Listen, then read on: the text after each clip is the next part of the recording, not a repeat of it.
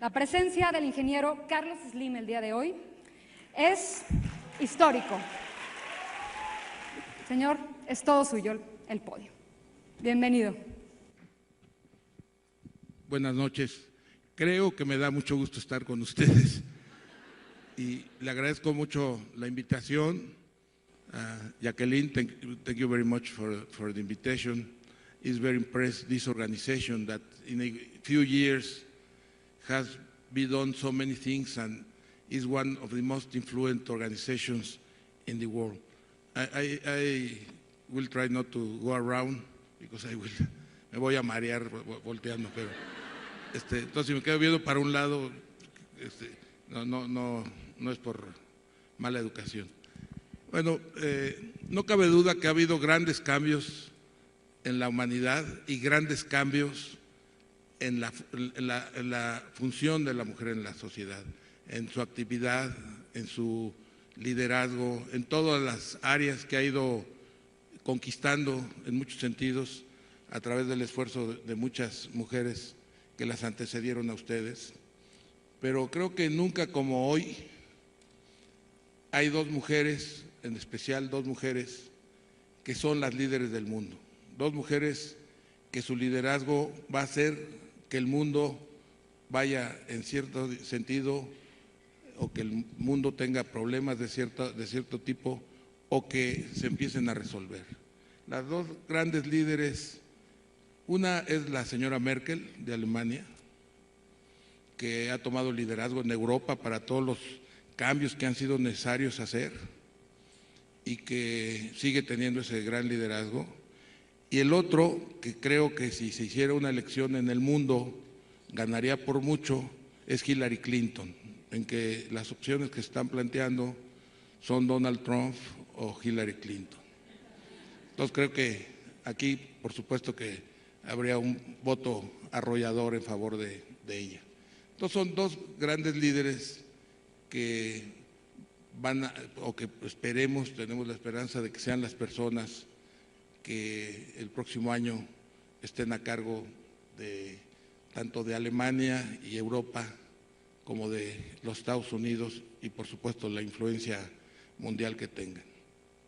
Ha habido también notablemente desde hace muchos años, platicábamos antes con Jacqueline acerca de la labor de muchas mujeres en el pasado, hablábamos de los premios Nobel, de que hubo una señora que tuvo 2 premios Nobel, que fue una gran excepción, que es Marie Curie, y después su hija, creo que es el único caso donde la madre y la hija tengan 3 premios Nobel, aunque me comentaba que hubo muchos años sin que una mujer tuviera uno de estos premios.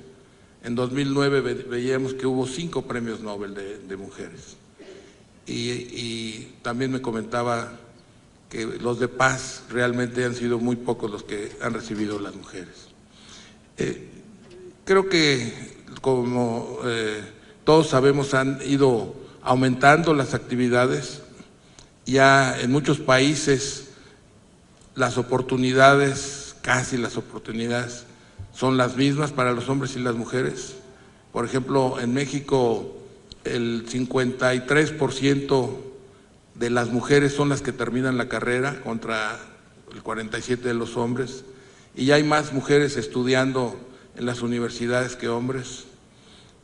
En los números que tenemos nosotros, que ya son muchísimas becas, más de 20,000 al año, 56% son mujeres y 44% son hombres.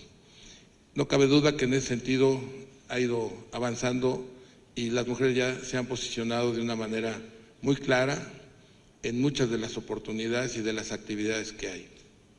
Pero por otro lado también es un hecho que la mujer trabaja más horas entre su trabajo y el hogar que el hombre, y que la mujer tiene que atender a la familia. Hay quien dice que la mujer que puede resolver los problemas familiares puede resolver los problemas de los países más fácilmente que cualquier hombre, ¿no? Comentaban que Margaret Thatcher decía que si alguien quiere que se difunda algún proyecto, que hay que decírselo, se lo había de decir a un hombre, y que si quería que se hiciera, decírselo a una mujer. Entonces eso, no sé si siempre es cierto, pero...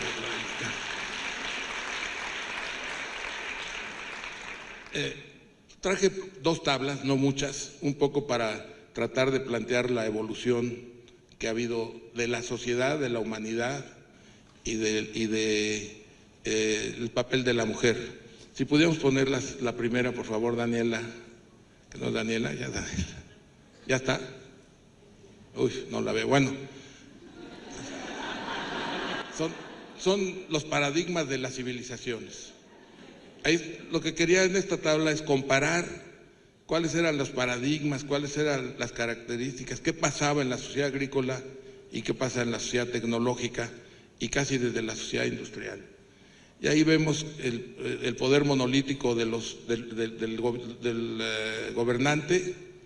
Casi todos descendían de la divinidad, entonces tenían junto el poder político, el poder militar, el poder económico y el poder religioso. Hoy vemos todavía algunos países en que sigue el poder ligado sin separación del poder político y el religioso, y vemos las cosas que están pasando por ese motivo. Eso es muy importante. Pero otros son la inmovilidad social, la esclavitud, había clases sociales, era muy difícil cambiar de una clase social a otra, había, en resumen, una explotación del hombre por el hombre.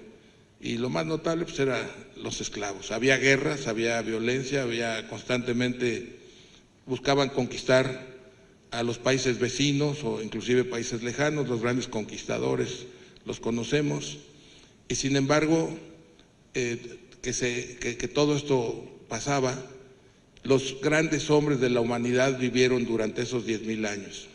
Durante esos 10,000 años vivieron en lo religioso, los grandes líderes religiosos, Cristo, Abraham, Moisés, Mahoma, etcétera. En la ciencia, los grandes científicos, Newton y tantos otros, los griegos fabulosos que tanto aportaban a la humanidad, en el arte, en la música.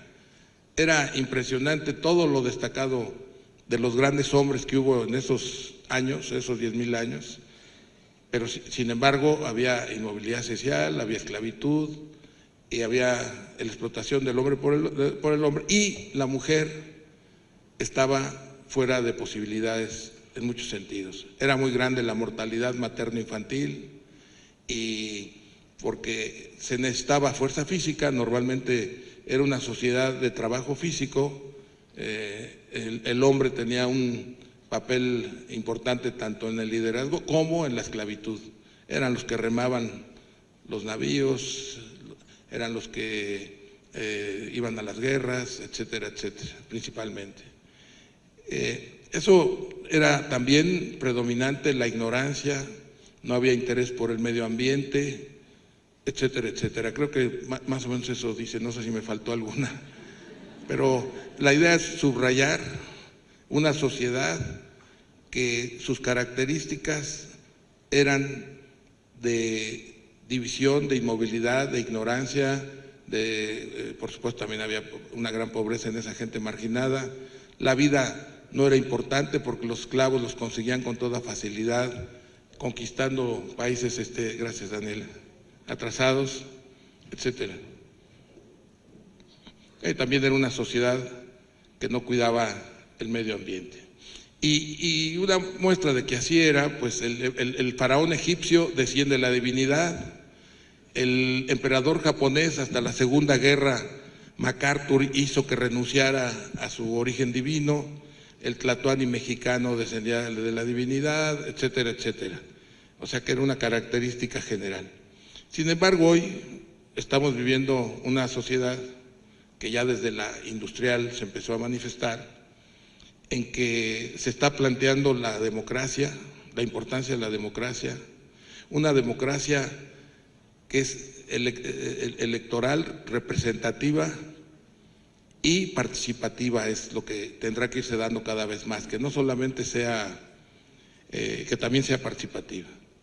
Es importante la libertad, vemos cómo en Venezuela se está peleando por ella y en tantos lugares está viendo ese problema, no solo para la mujer, sino en general, y es una de las mujeres la que está dando la batalla más fuerte, la esposa de López, que está recorriendo el mundo teniendo una gran solidaridad y un gran liderazgo.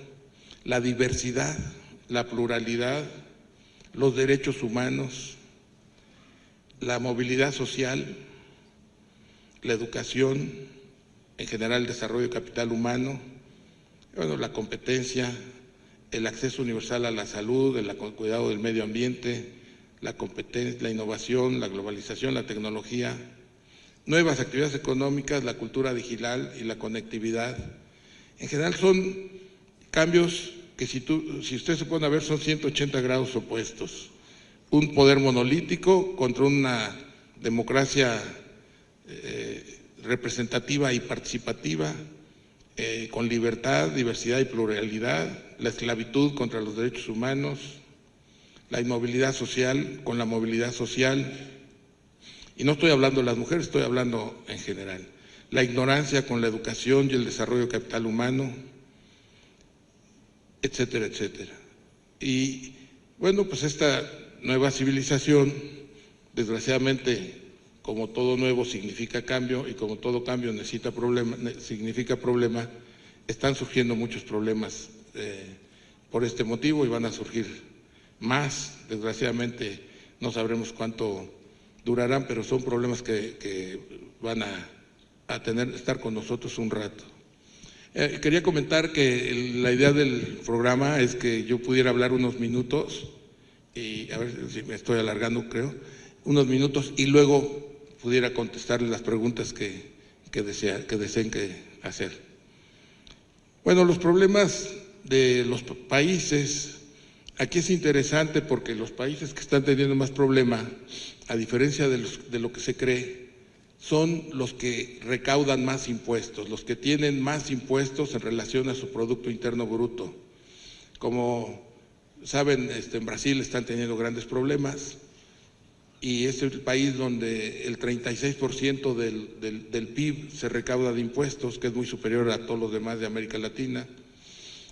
Francia tiene grandes problemas y tiene el 55-56% de recaudación fiscal, y ahí señalo esto porque no es verdad que entre más recaudan es mejor la distribución del ingreso, es mejor que cómo marcha el país, hay más justicia social, hay más bienestar para la población, etcétera, etcétera. ¿Por qué ocurre eso? Bueno, pues porque esos recursos se manejan con ineficiencia y otras cosas. Si ponemos ya la segunda hojita, se manejan, luego se buscan soluciones de corto plazo, se busca a veces tener programas sociales con fines electorales, no se piensa en las contingencias que se contraen al ofrecer programas que no son financiables, etcétera, etcétera. Obviamente entre los programas no financiables son los retiros tempranos. Por ejemplo, antes cuando la gente vivía 55, 60, 65 años, pues los planes de jubilación a los 60 pues eran razonables, o 65. Hoy que la gente vive 85 y seguramente los que están trabajando van a vivir más, o los que están haciendo vivirán más, no es posible esos programas de jubilación, o se les paga muy poco y no alcanza para esas jubilaciones, para esos retiros, o no hay capacidad para ese fin. También es insuficiente la inversión pública, etcétera, etcétera. Y tenemos todos estos problemas que estoy planteando ahí. Yo no sé si mejor los dejo ahí prendidos y luego cuando me pregunten si quieren les contesto de algunos de ellos las propuestas de solución para no alargar, pero lo que para mí es claro es una mayor participación de la sociedad civil, una menor participación del gobierno en los negocios y en la economía, una mayor participación de los fondos de pensiones, de jubilación y retiro, y pasar de solamente políticas económicas y fiscales restrictivas o laxas a cambios estructurales. Por ejemplo, Estamos viendo que el empleo en España para los jóvenes llegó al 50 y tantos %, igual que en Grecia. Hemos visto, los que tenemos ya ciertos años, y que aquí no veo muchos, nada más aquí un querido amigo que está aquí, la gente cada vez trabaja menos. Antes trabajaba 12 horas, 5 o 6 días, luego bajó a 60 horas, luego bajó a 48 horas, ahora son 40. En Estados Unidos escasamente esas 40 horas con el break, coffee break y el lunch se vuelven 35, 33. Entonces, bueno, lo que yo he estado proponiendo es que trabajen las personas menos días, más horas y más años, para que si trabajan 3 días, 11 horas, tengan 4 días que son una mayor calidad de vida desde que empiezan, mayor vida familiar, vida personal, desarrollarán nuevas actividades económicas en esos 4 días de turismo interior y cultura, educación, entretenimiento, etcétera, y le abrirían campo a otras personas para que trabajaran los otros 3 días. Y los gobiernos, en lugar de estar quebrados porque tienen que jubilarlos a los 60 o a los 65, los retiraría hasta los 75. O sea que en lugar de que la persona disfrute de sus años, de su tiempo después de que se jubila, que lo disfrute desde joven en esa forma.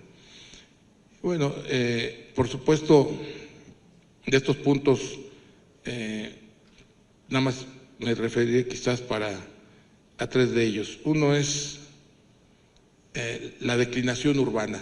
Las ciudades están complicadas, los tráficos son insoportables, estuvo diseñada para una sociedad industrial, entonces tienen toda la ciudad, por ejemplo, la Ciudad de México tiene revuelto a zonas urbanas con zonas industriales. Y con la experiencia del centro histórico vimos que conforme llevamos a la gente a vivir ahí y se encontró trabajo en el lugar y entretenimiento, cultura, educación, etcétera, pues la gente no tiene que moverse mucho para ir de un lado a otro. Entonces lo que deberíamos de hacer, creo yo, en la Ciudad de México, que ya es como un país desarrollado, somos 23 millones con un ingreso que quizás sea $18,000, ya es un tamaño de país grande, la Ciudad de México, estoy hablando solo de la Ciudad de México, y con un ingreso muy superior al promedio. Es una ciudad sí, claramente de servicios, ya no tiene que tener industrias acá. Entonces deberíamos de tener excelencia en la educación, en la salud, en el entretenimiento, la cultura, la investigación, y volver una ciudad con un gran dinamismo, y buscar que se hagan como mini colonias, barrios, clústeres, mini ciudades, como les quieran llamar. Es decir, por ejemplo, la colonia de los Doctores, que es una zona degradada. Ahí están los hospitales, muchos hospitales públicos, y están todos los juzgados de la ciudad, etcétera. Bueno, pues buscar que todos los que trabajen ahí, vivan ahí, tengan sus familias, lugares donde divertirse, donde tener lugares deportivos, culturales, escuelas, hospitales, bueno, hospitales ya están, etcétera. Y eso sería un caso. Otro es Lavallejo, que es una zona industrial, volverla también como una mini ciudad, de manera que las gentes que vivan ahí no tengan que moverse para ir al trabajo. Todos sabemos que hay personas que gastan 1 hora o 2 horas para llegar al trabajo y lo mismo para regresar a su casa, y resulta que lo que ganan buena parte se lo gastan en transporte, más allá de la calidad de vida de la transportación durante 3 horas diarias para llegar al trabajo. Por supuesto, con los 3 días pasaría lo mismo. Eso en las ciudades, como la Ciudad de México, y eso daría una actividad económica enorme, habría mucho empleo, sería una renovación de la ciudad, y no necesita dinero público, porque todo eso basta con que se haga la zonificación y tal, y va a ser viable y rentable financiarlo con dinero bancario, y que los desarrolladores no necesiten ningún apoyo económico, al revés, van a hacer ingresos al fisco. Nosotros estamos haciendo algo parecido ahora en donde está lo que le llaman Nuevo Polanco, en el que ha funcionado muy bien, pero nos falta más vivienda media y quizás media baja para que muchas gentes que trabajan ahí no tengan que desplazarse tanto tiempo en el transporte que también hace falta más transporte colectivo de calidad y transporte público que complementaría todo esto. Entonces, lo que estamos viendo es hacer vivienda media para que muchas personas que trabajan ahí no tengan que vivir a 1 hora en camiones o metro, etcétera, sino que vivan a 20 minutos caminando y 10 minutos en bicicleta. Creo que eso hay que hacerlo a nivel general, no solo en México, sino en todos los países.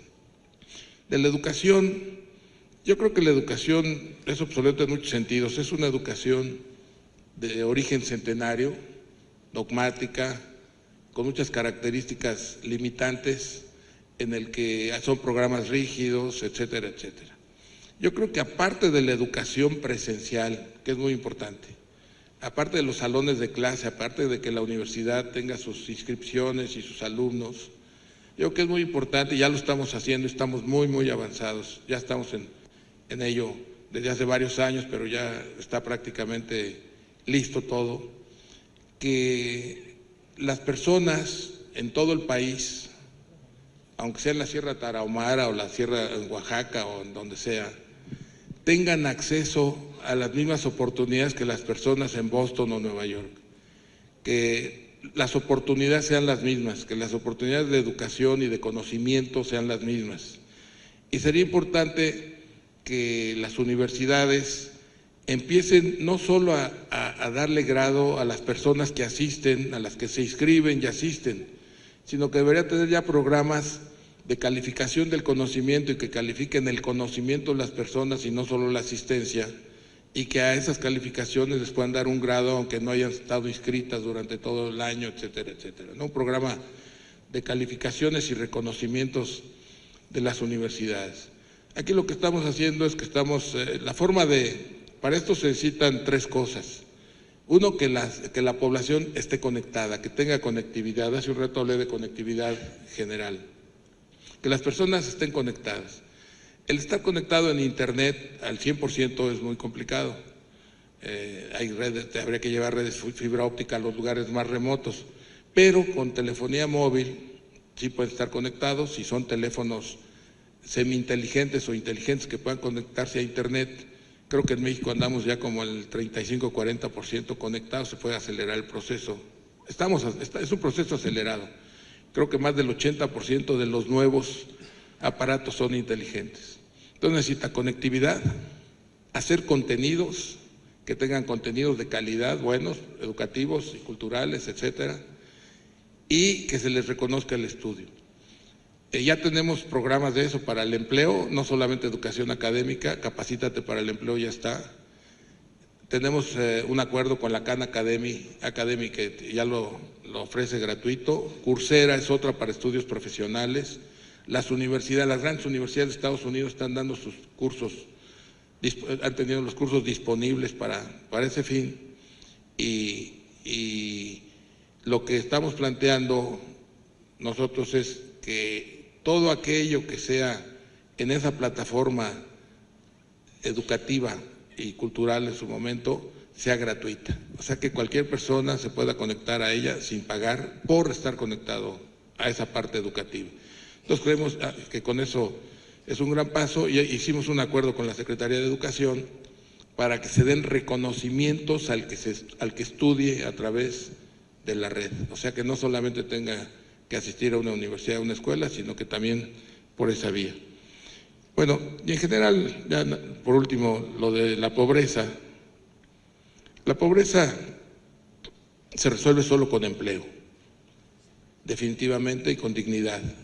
Pero hay dos cosas importantes, yo creo, y las dos empiezan con E, de casualidad, que es educación y empleo.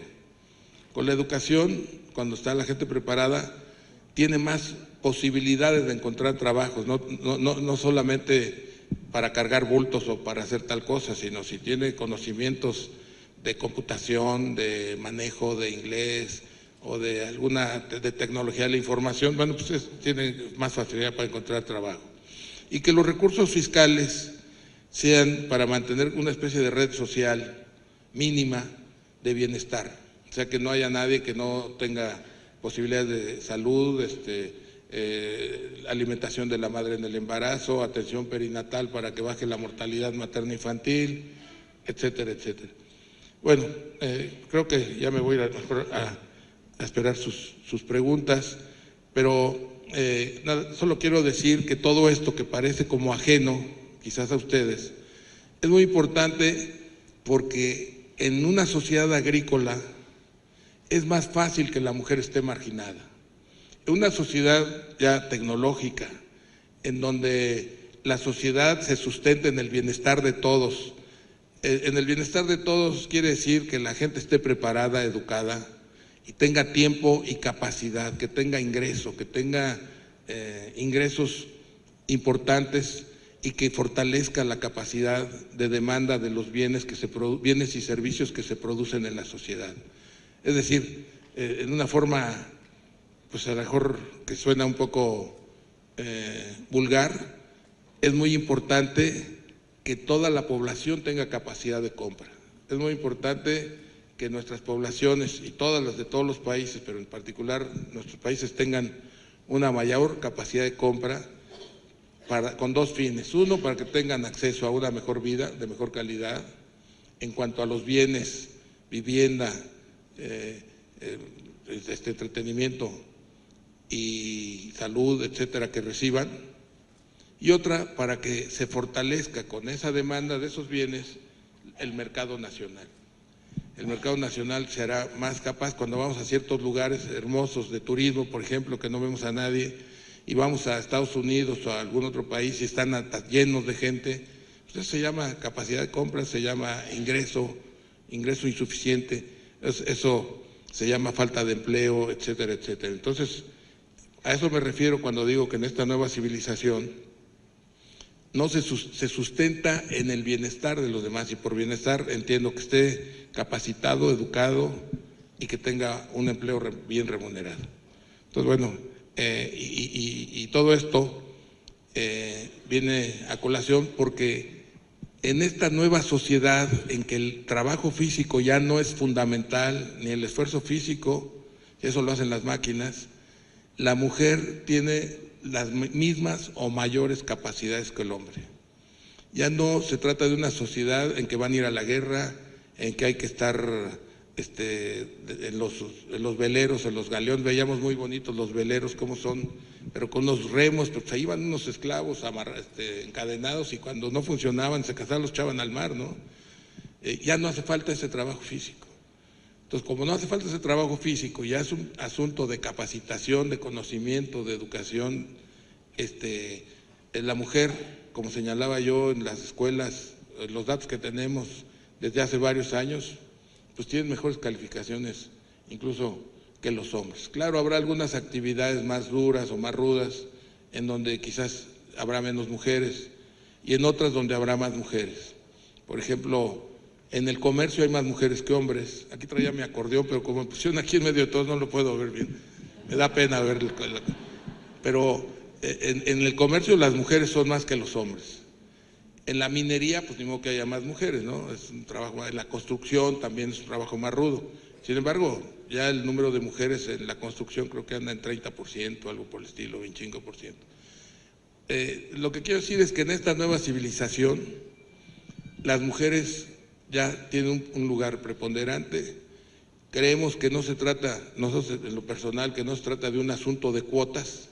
De repente digo, no, tiene que haber 20%, o en Estados Unidos es usual cuotas de minorías. Entonces tiene que haber tanto de mujeres, tanto porcentaje de hispanos, tanto de afroamericanos, porque si no los demandan o dicen que son, no sé qué problemas o cuáles sean las políticas, pero creo que la mujer debe tener, o tiene ya, en México lo estamos viendo, acceso y oportunidades.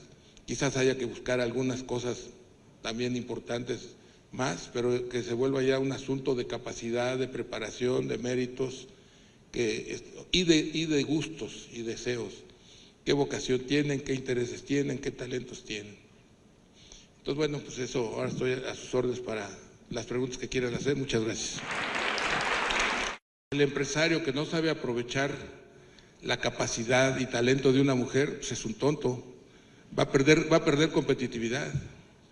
No estoy seguro de que en general tenga más problemas, pero suponiendo que tenga más problemas, al igual que en la vida en general, cuando alguien tiene más problemas, hace más esfuerzo para superarlas, se capacita más para superarlas y es una persona mejor para cualquier cosa. Lo podemos ver, yo creo que en México todos los que se van de migrantes o de cualquier lugar del mundo, los emigrantes, son la mejor gente la que se va.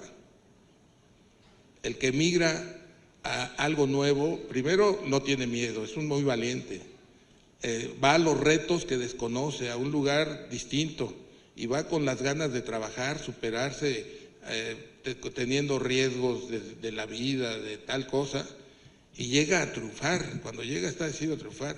Yo creo que uno de los grandes éxitos de Estados Unidos como potencia mundial y que se renueva con constancia es por sus emigrantes.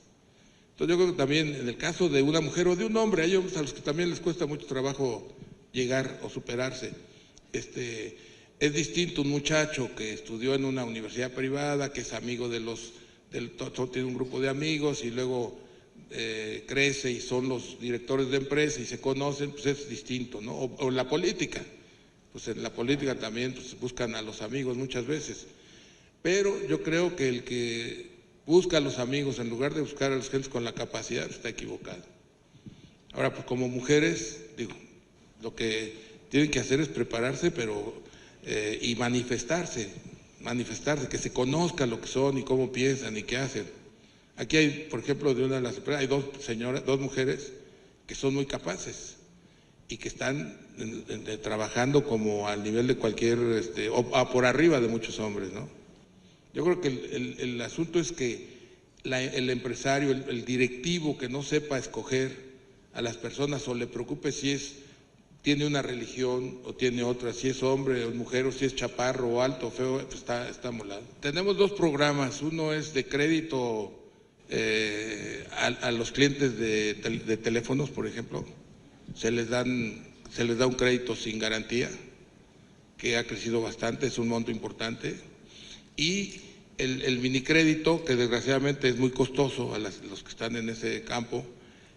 Hicimos un acuerdo con Grameen Bank, que lo debes conocer, y lo estamos queriendo impulsar. Pero yo creo que son cosas diferentes. Los recursos que mandan las familias, ayudar a sus familias, que es un dinero enorme, 25,000 millones de dólares, sería ideal que en lugar de gastarse se pudiera utilizar en actividades productivas, pero no todos son empresarios. Hay que buscar que cada quien haga lo que tenga de vocación, pero sí vale la pena aprovechar ese programa. Creo que no es de hace poco, ya tiene mucho tiempo ese programa, el programa en el que se busca que los recursos que vienen de Estados Unidos localmente se tripliquen para poderles dar más efecto y para que en lugar de llevarlo a gasto lo lleven a inversión. Pero yo creo que vale la pena que lo platicaras. Respecto a los ayuntamientos o a las alcaldías, es importante que cada vez hagan menos ellos, que cada vez menos dependamos de ellos en cada lugar y que las cosas se vayan haciendo por la sociedad civil, en especial en esos lugares donde hay esos cambios frecuentes, y que los otros se encarguen simplemente de buscar que haya orden, que haya seguridad, derecho, Estado de Derecho, etcétera. Bueno, en el pasado la mujer estaba marginada, hoy son el 50% del voto. Voten, voten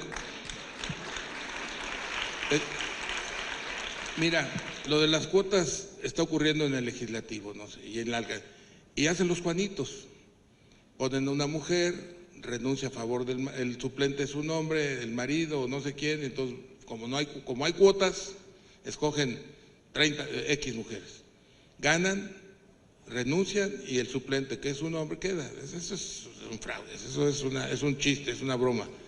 Entonces, hacer las cosas, a fuerza ni los zapatos entran, dicen. Yo creo que lo que tienen que hacer es que cuando en una política no se sigue y no tal, pues las mujeres voten en contra del que está haciendo eso. Pero cuotas, por ejemplo, en las empresas que digan, tiene que haber tantos directores hombres y tantas mujeres. O en un equipo de béisbol o de fútbol americano, ¿cómo le haces? Bueno, en algunos deportes hay mujeres y hombres, ¿no? Pero en una empresa, yo por ejemplo, mis hijas, hay una que le gusta entrar y es consejera, a las otras les interesa más trabajar en lo que están haciendo, en desarrollo humano y superación personal. que estar en un consejo oyendo balances y planes, etcétera. Pero para mí que lo importante no es que se digan tantas cuotas. Yo criticaba además las cuotas de minorías, no de mujeres. Tantos para hispanos, tanto para afroamericanos, tanto para tal. Ahora, ¿cómo podríamos hacerlo de las cuotas? Si se les ocurre una buena idea, pues hay que apóyenla y con eso la logran, Tengo un amigo que, no sé, entre broma y serio, decía que antes marginar a la mujer era quitarse a la mitad de la población de la competencia, ¿verdad? Entonces ya hacer más chicos las posibilidades. Yo no me acuerdo, la mujer vota con Ruiz Cortines, creo, ¿no? Es el que hace el cambio. La mujer no votaba antes de los 50, pues es absurdo. Ya después votó el hombre a los 18 años, se bajó la edad de 21 a 18, a mí me tocó todavía de 21, pero la mujer no votaba. No, yo creo que sí se ha avanzado mucho. Lo de las cuotas, pues a lo mejor en algunos casos presionar para las cuotas. Por ejemplo, platicábamos con Jacqueline de que en las pláticas de paz hay muy pocas mujeres y yo creo que debería de haber más mujeres. Yo creo que sería bueno buscar funciones y échenle montonas donde sientan que… Pues, sí. Además, así como son muy perseverantes las mujeres, ¿no? Voy a verse, entonces siempre logran lo que quieran. Yo creo que la ciencia, que está avanzando mucho, nos puede ayudar a que haya mucha calidad de vida. Yo creo que hay calidad de vida. A la gente de mi edad hace 50 años estaba muy amolada, Entonces sí, yo creo que sí hay mejor calidad de vida y sobre todo que podemos tener más prevención. Entonces, si podemos anticipar algunas cosas que nos pueden pasar y en función de eso o bajar de peso, cambiar el alimento, lo que uno acostumbra a tratar de cambiarlo, que si te hace daño un producto u otro, etcétera, etcétera. Yo creo que sí se aumenta la calidad de vida. Tengo amigos mayores, bueno, tengo un amigo de 98 años que hasta hace poco no quería que yo lo fuera a ver, él iba a la oficina y se movía y llegaba. Yo creo que la calidad de vida ha aumentado respecto al pasado y en el futuro estoy convencido de que va a haber más calidad de vida. Sobre todo en países como los nuestros, donde la calidad de vida está también ligada al calor familiar, a la amistad, al conocimiento, no cuando se quedan solos y van a dar a una casa ajena, un asilo donde nadie le hace caso, donde no tiene interés de seguir viviendo, ¿no? Yo creo que depende mucho de la voluntad de cada uno, del amor a la vida, que es lo que hace muy importante. Lo que yo planteaba es una mayor presencia de la sociedad civil y del empresariado mexicano. Y yo creo que valdría la pena el desarrollo de más empresarias mexicanas. Yo creo que hay bastantes, pero ya que se muevan a cuestiones de otro tipo, sería muy importante. Nosotros tenemos una sociedad en España, que acabamos de entrar hace poco, donde las presidentas son españolas. La presidenta de la holding es una señora, y la presidenta de la empresa de cementos, que es una filial, también es una mujer. Y son gente muy capaces, son personas muy capaces, como decía yo, con una mente ordenada, organizada, etcétera. Yo creo que hace falta que haya más actividades de mujeres empresarias. A lo mejor lo que valdría la pena es con esto que señalaba hace un momento sobre estos recursos, mujeres metidas en este tipo de proyectos. Me comentaban entre las cifras que me daban para hoy, pero pues aquí las traigo, aquí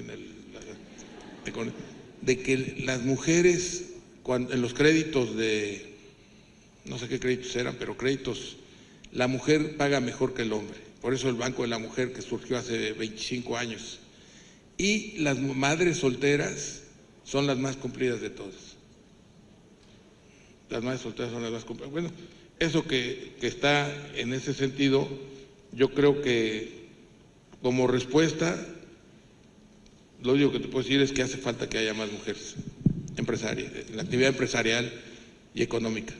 Para ejecutar y para gobernar se necesita hacer que las cosas pasen, que era lo que decía yo de la señora de Margaret Thatcher, que decía, hacer que las cosas pasen, es decir, No es importante nada más hacer planes y tomar liderazgos a través de conferencias, convencer a todos y que se vayan entusiasmados a su casa y ahí se queden. Hay que hacer que los proyectos se ejecuten bien y lo más rápido, etcétera.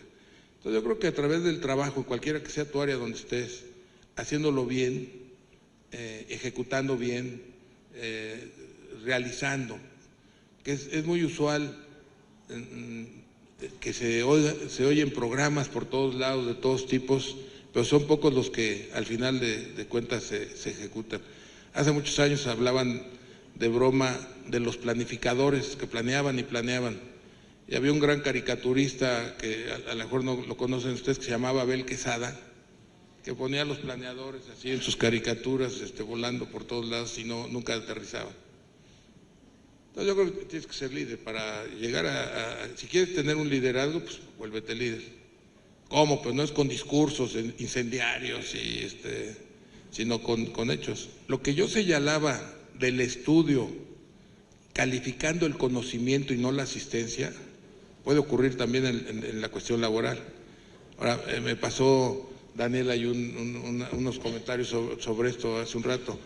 Me decía que el horario flexible es muy importante. El trabajo en la casa a través de la tecnología también. Entonces, eso facilita mucho. O el mediodía, el trabajo de medio tiempo, de media jornada, etcétera. Yo creo que hay muchas áreas de trabajo donde eso existe. Eso desde el punto de vista del horario de la mujer y del hombre también. El hombre tendrá que trabajar muchas veces más en su casa que… Yo trabajo mucho en mi casa. Yo en la mañana trabajo en mi casa. Y en la tarde, cuando puedo, también me voy a una oficina en otro lado. Pero eso con la tecnología ya es viable. Otro campo de acción de la mujer, yo creo que sería bien interesante que lo hagan ustedes. Eso es muy importante. Nosotros estamos haciendo cursos y son varias las mujeres que participan, pero ojalá y lo hicieran ustedes. Cuando hablé de la educación obsoleta, bueno, pues es la misma que se estudiaba como… Ya ha avanzado mucho de cuando nosotros estudiamos. Antes decían que como que la letra con sangre entra, ¿no lo oyeron eso? Y ya arreglazos y a manazos y todo eso. Y sí, era cierto que era agresiva la educación. El bullying ya no lo daban los muchachos, lo daba el maestro.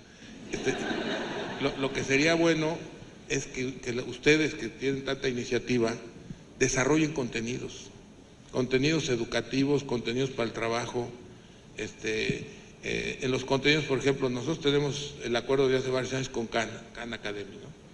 Ya no se tradujo gramaticalmente, sino con un sentido pedagógico. Ahora lo que hay que hacer es historia de México, bien hecha, porque ellos no tienen historia de México, pero también muchos cursos de civismo, de valores, todos estos puntos de vista, de inquietudes que puedan tener ustedes, pues meter estos programas educativos para que tengan consecuencias a mediano plazo y que tengan una buena influencia en la educación. Yo creo que el ser humano es productivo toda la vida, yo no creo que son por etapas, Yo no creo que tiene una etapa al revés. Decía un amigo, y yo comparto con él, de que nos llegó una lucidez tardía. Entonces yo creo que nunca se frena, de que dicen esta época es muy lúcida. Mira, la gran ventaja, y por lo que planteo los 75 años de retiro, etcétera, es porque ya no es trabajo físico. Y el trabajo intelectual, en una sociedad del conocimiento y de la información, también cuenta la experiencia. Entonces, la experiencia, la información, el conocimiento, pues es algo que solo se tiene a veces viviendo unos cuantos años, ¿no? Yo creo que es muy importante. En ese sentido, creo que el hombre y la mujer son creativos a todas las edades, más en una sociedad donde el trabajo físico es secundario. Yo creo que si no es que ya en los países desarrollados, el 80-85% de la población ya no está ni en productos agrícolas, en actividades primarias y casi ni en manufactura. Porque en la parte de manufactura yo creo que no hay tantos trabajadores, no hay tanta gente trabajando. Hay 80% cuando menos, si no es que 85% ya en servicios. Bueno, eso es por un punto. Por otro lado, en el caso de esos lugares, se les da libertad, muchas veces están ahí, tienen mesas de billar o de ping pong o de juegos, se desconectan, son equipos que están encargados de desarrollar cierto software o actualizar cierto software y se van por ejemplo en Google, yo lo visité alguna vez, en Twitter, en todas estas empresas hay un tipo de trabajo, inclusive Bloomberg, más informal. Eso, y en grupos de trabajo, esa flexibilidad yo creo que hay. Yo no estoy seguro, pero por ejemplo, no sé si en algunas de las empresas del grupo, pues antes se marcaba tarjeta y llegaban, y eso, yo creo que lo de la tarjeta cada vez va más en desuso, ¿verdad? Ya hay más flexibilidad y la actitud durante el trabajo es como más autónomo, más descentralizado. Ya no es ¿vieron Tiempos Modernos ustedes? Es la mejor película, de las mejores películas que hay, de Cantinflas, Tiempos Modernos. Ahí el trabajador era parte de la máquina, ¿sí? La división del trabajo de Taylor, ¿qué dices? ¿Quién dije?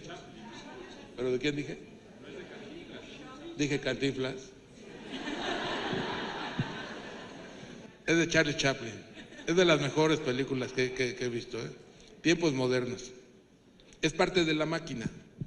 Ahorita ya el trabajador es como un pastor de máquinas, ahí trae sus computadoras, los videos, ya no está haciendo trabajo. Chaplin sale y empieza a atornillar todo lo que ve como tuerca en el camino, ya se la imaginarán. Entonces yo creo que cada empresa debe de buscar cómo, así como comenta, cómo desarrolla más el talento de la gente que trabaja en ella. Yo quiero saber cuántas mujeres tiene usted en sus empresas en puestos directivos y clave.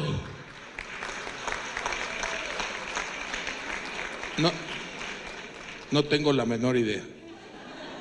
Ni sé cuántos hombres hay tampoco. Sé que trabajan como más de 350,000 personas, pero no sé dónde están. No sé en qué países y cómo están, pero de mujeres, ¿cuántas direcciones hay en Telcel? Aquí hay 2. En Telcel somos 18 direcciones. De las 18 direcciones hay 2 mujeres que lideramos 2 de esas 18. En mi caso yo tengo la responsabilidad del área metropolitana de Telcel. En mi equipo hay 9 subdirectores, de los cuales la mitad son mujeres. Bueno,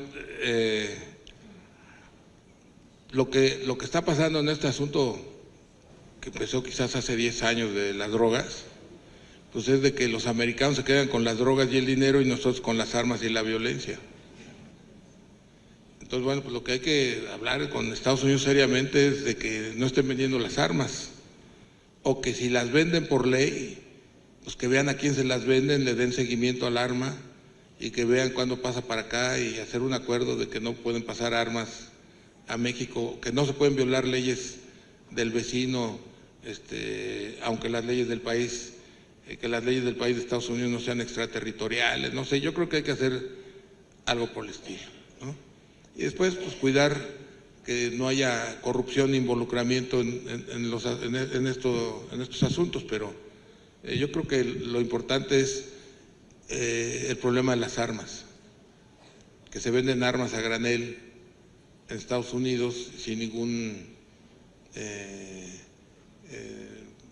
límite. Yo creo que debe de haber, ya el gobierno americano ha reconocido varias veces, el mismo presidente Obama lo ha dicho. Entonces buscar que si la ley en Estados Unidos autoriza la venta, bueno, pues que autoricen la venta y que tengan sus armas, pero que se le dé seguimiento cuando compren muchas o cuidar que no pasen por acá. Bueno, de lo primero, de la alimentación infantil, fue una pregunta, ¿verdad? Nosotros hicimos unos estudios con el Hospital Infantil de México y se desarrolló un alimento para los niños y para las madres embarazadas, ¿sí? Entonces, eso para la madre embarazada, el niño nacía 15 o 20% con más peso. Lo probamos, se hizo se tuvo la experiencia en Pachuca y Villahermosa, etcétera. Salía en 1.20 de peso diario y a 80 centavos el niño. y cuando se lo platicó al presidente Zedillo, 95 lo adoptó el gobierno, lo cual estuvo muy bien, que fue el programa Progresa, luego se llamó Oportunidades y ahora se llama Prospera, creo, y que le agregaron que estudiaran y que la cartilla de salud. Entonces yo creo que eso es muy importante, alimentar a la madre en el embarazo, la atención perinatal y la nutrición del niño. El cerebro del niño crece 4 veces los 2 primeros años. Es lo que nos hace diferentes a los otros primates, que crece rapidísimo el cerebro, 4 veces en 2 años. Entonces, en esa etapa y antes de que nazca es importante que tenga esa atención. Luego, en relación, dice que pueden ser los empresarios mexicanos. En realidad los únicos somos nosotros, porque los otros son españoles y americanos. O sea, los competidores son el más grande del mundo y el español, y a los dos los subsidiamos nosotros. Con eso de la simetría, resulta que subsidiamos a la empresa más grande del mundo, que es AT&T, y a la más grande de Iberoamérica, que ese subsidio se debería de usar más para estos fines. Nosotros tenemos un problema de que, con eso de que somos líderes en el mercado, y debo decir que fuimos segundos en el mercado. Telmex fue primero, pero en la telefonía móvil, Telcel empezó al año siguiente que los otros. Lo que pasa es que tenemos el liderazgo del mercado. Entonces nos están aplicando una regla asimétrica por haber ganado ese mercado, porque los clientes nos prefieren, si no, pues se irían con el otro. Y lo malo es que si nos vamos a esos lugares y tenemos el 100% del mercado porque los otros no invierten ahí, entonces resulta que empeora la situación. No sé si me explico.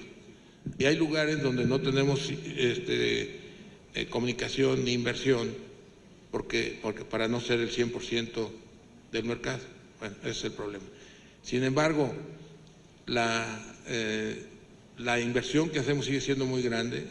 Tenemos una gran cobertura de la población, no sé, a lo mejor Pati sabe, 96% de la población está cubierta. O sea, solo falta llegar con 4%. Ya estamos metiendo la red de 4G y la de 3G. Falta que las personas tengan el teléfono, no tiene que ser Apple o Android, puede ser otro tipo de teléfono que tenga acceso a Internet. Nos falta que el cliente tenga teléfonos que vayan a Internet y estamos trabajando mucho para que se acelere ese proceso. ¿Cómo cuántos de los que nuevos son como 80%, Patio? ¿Cuántos será? 85. O sea, de los nuevos, de los que compran nuevos teléfonos o que renuevan el antiguo, nuevos clientes, el 85 es teléfono inteligente. Entonces, la cobertura está al 96%, el teléfono al andar al 35-40, 45, pero está creciendo al 85%. Entonces, pronto, en 5 años, yo creo que va a ser muy importante la penetración. Y lo que falta, si logramos la conectividad, porque la conectividad es una cosa, la segunda parte importante son los contenidos. Ya tenemos la Khan Academy, Capacítate por el Empleo, ojalá y desarrollaran contenidos. Ahí hay un campo enorme de trabajo.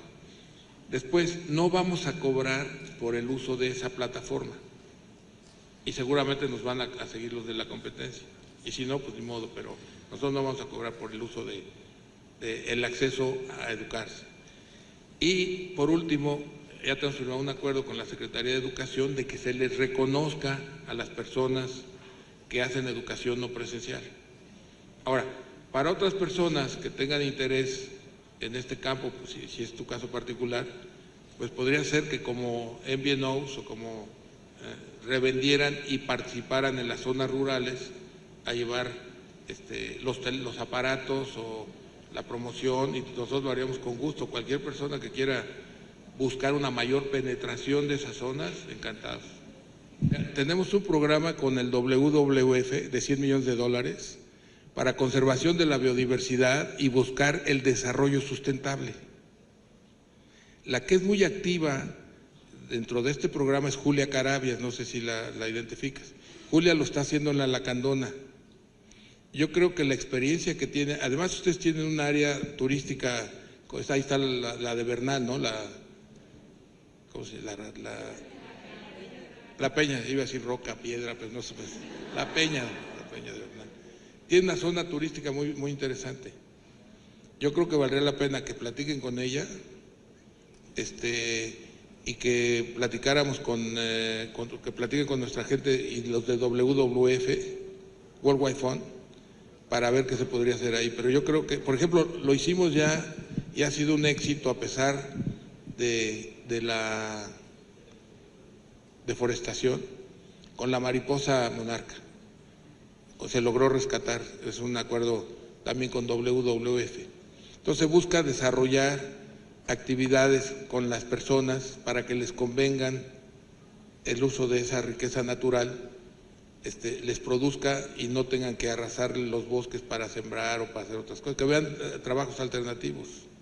Ahora son muchas comunidades, 643 comunidades. Gracias.